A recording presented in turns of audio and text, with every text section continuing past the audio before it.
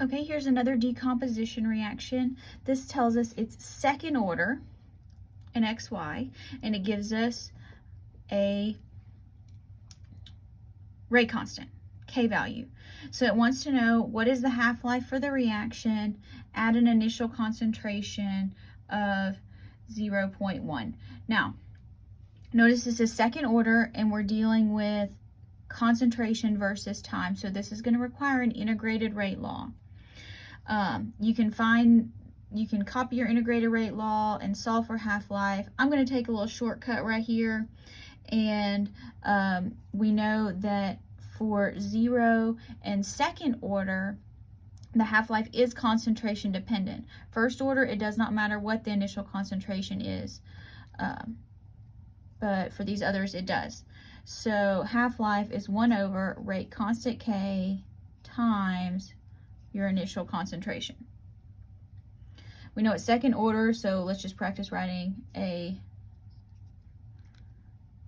second order regular K times XY, and that would be squared. Just using information in the problem. Maybe we need it. In this case, we don't. All right, plug and chug. 1 over 7.02 times 10 to the negative third inverse molarity, inverse seconds. And we need to multiply that by our initial concentration, 0.100 molar. So there is going to cancel out the molarity. Dividing by inverse seconds is going to bring that back up to the numerator. So what I'm going to do is I'm just going to multiply this 7.02 times 10 to the negative third times 0.1. So that's everything in the denominator, and I'm just going to hit this -1 button and flip it over. So let's round 14.25 seconds. Does that mean anything to anybody? It doesn't to me either. Let's put it in a unit that's might mean something. How about 23.7 minutes? That's better. Both of those are correct. All right, part B. Here it says if the initial concentration is 0.15, how long will it take for the concentration to decrease to 0.062? Same reaction, it's second order. We're going to need our second order rate law. So let's use this one. 1 over concentration of A sub t equals KT plus, that's a T, this is a plus, 1 over concentration initially. All right, so I'm going to kind of go ahead and subtract this. So 1 over concentration A at time t minus our initial concentration equals KT. And here we're solving for how long. That's going to be solving for time. Okay, so let's plug and chug here. We know the rate constant. It's not hard.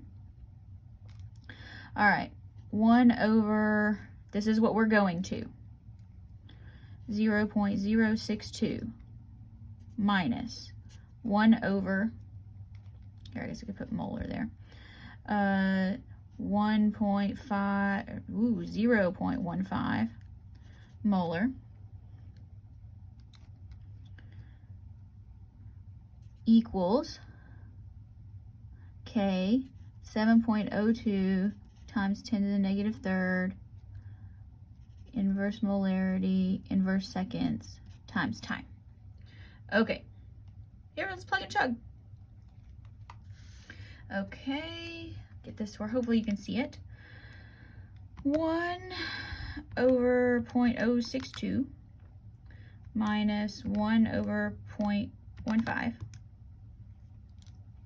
So here I'm just saying 9.46,